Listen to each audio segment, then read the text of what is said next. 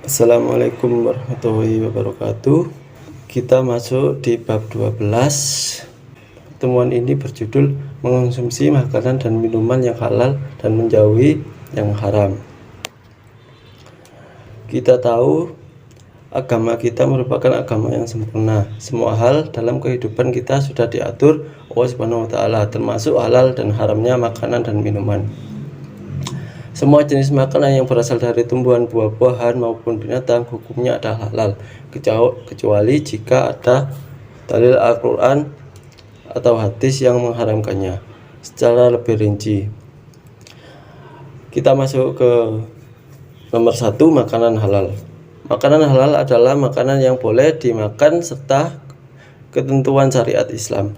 Bagi seorang muslim, makanan yang dimakan harus memenuhi 2 syarat, yaitu yang pertama syaratnya yaitu halal, yang kedua thayyib. Makanan halal ini artinya dibolehkan berdasarkan ketentuan syariat Islam. Yang kedua thayyib, yang artinya baik, mengandung nutrisi, bergizi dan menyehatkan.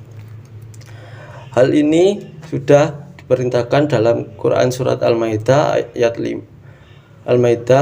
ayat 88, yang artinya, dan makanlah dan dari apa yang telah diberikan Allah kepadamu sebagai rezeki yang halal baik, dan bertakwalah kepada Allah yang kamu beriman kepadanya.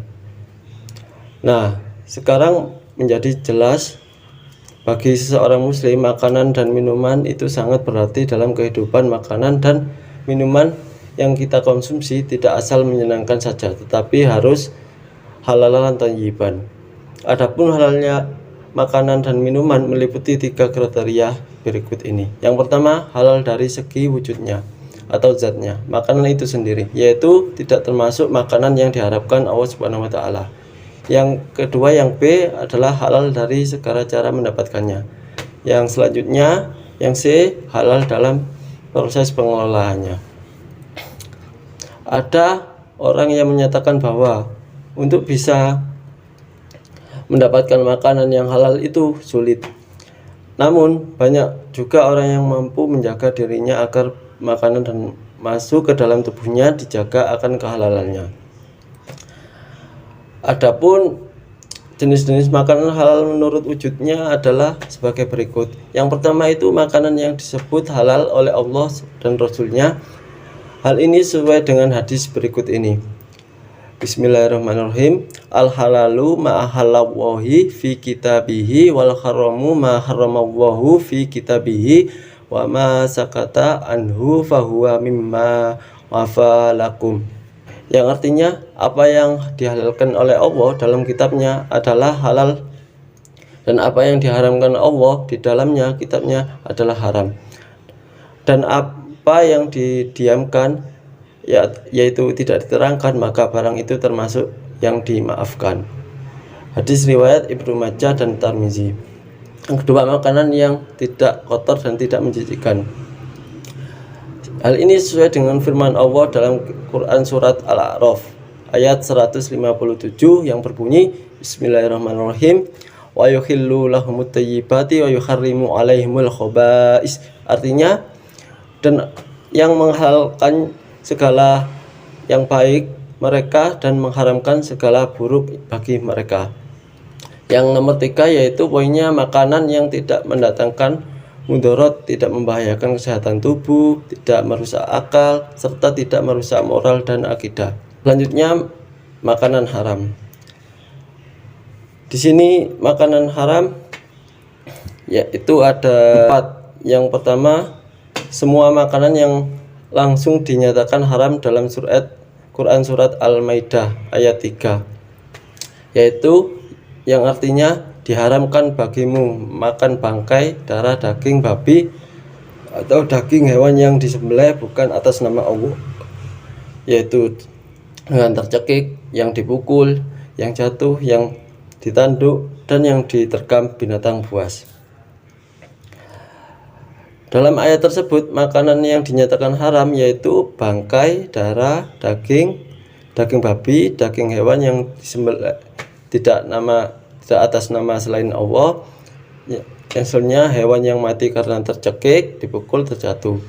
Yang terakhir, hewan yang disembelih untuk berhala. Yang B, semua jenis makanan yang mendatangkan mudarat, bahaya terhadap kesehatan badan, jiwa, akal, moral, dan akidah.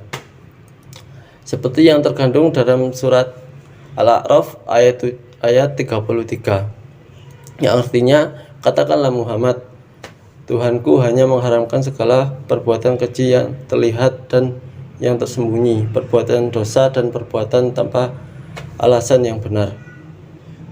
Yang selanjutnya, yang C, semua jenis makanan yang kotor atau menjijikan atau yang disebut khaba'is. Yang selanjutnya, yang D, makanan yang didapatkan dengan cara batil, dan dijelaskan dalam surat An-Nisa ayat 29, yang artinya, wahai orang-orang yang beriman, janganlah kamu saling memakan harta sesamu dengan jalan yang batil atau tidak benar, kecuali dalam perdagangan yang berlaku atas dasar suka sama suka di antara kamu, dan janganlah kamu membunuh dirimu, sesungguhnya Allah Maha Penyayang kepadamu. Dari ayat tersebut menegaskan bahwa makanan yang diperoleh dengan cara batil tidak benar, hukumnya haram. Misalkan didapat dengan cara mencuri, menipu, memalak, korupsi, memeras, dan sejenisnya itu. Yang ketiga yaitu minuman halal. Minuman halal adalah minuman yang boleh diminum menurut ketentuan hukum syariat Islam. Semua jenis minuman yang ada di dalam muka bumi ini pada dasarnya halal hukumnya, kecuali terdapat dalil Al-Quran atau hadis yang menyatakan keharamannya. Adapun jenis-jenisnya minuman yang halal adalah: yang pertama, tidak memabukkan; yang kedua, tidak mendatangkan mudarat bagi manusia, baik dari segi kesehatan, badan, akal, jiwa, maupun akidah. Yang C, tidak najis. Dan yang terakhir, D, didapatkan dengan cara yang halal. Sekarang masuk ke 4, yaitu minuman haram. Minuman haram itu ada 3 di sini. Yang pertama, minuman yang memabukkan atau khamr. Rasulullah, adapun jenis-jenis minuman yang haram adalah: Bismillahirrahmanirrahim. Ani ibni Umar qala Rasulullah, kullu muskirin khamru wa kullu muskirin haramun, rawah Abu Dawud. Berdasarkan hadis tersebut, maka pengertian khamr itu mencakup segala sesuatu yang memabukkan, baik berupa zat air maupun zat padat.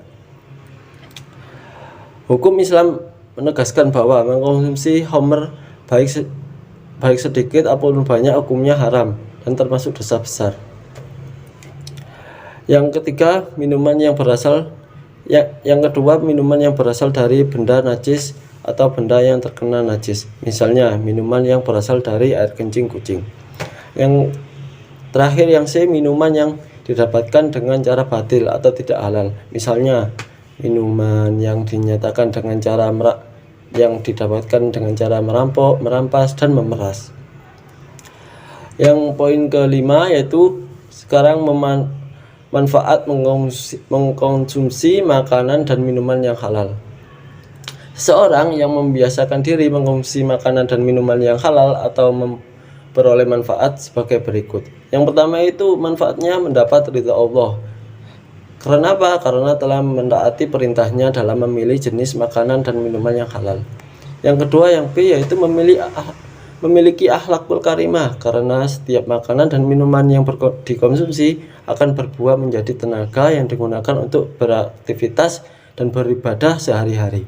Yang C, yaitu terjaga kesehatannya, karena setiap makanan dan minuman yang dikonsumsi bergizi dan baik bagi kesehatan badan. Yang nomor 6, akibat buruk dari makanan dan minuman yang haram.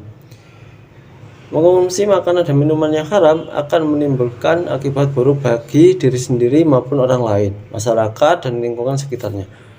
Di antara akibat buruk tersebut yaitu yang pertama, yaitu yang A, amal ibadahnya tidak akan diterima dan doanya tidak akan dikabulkan oleh Allah Subhanahu wa taala.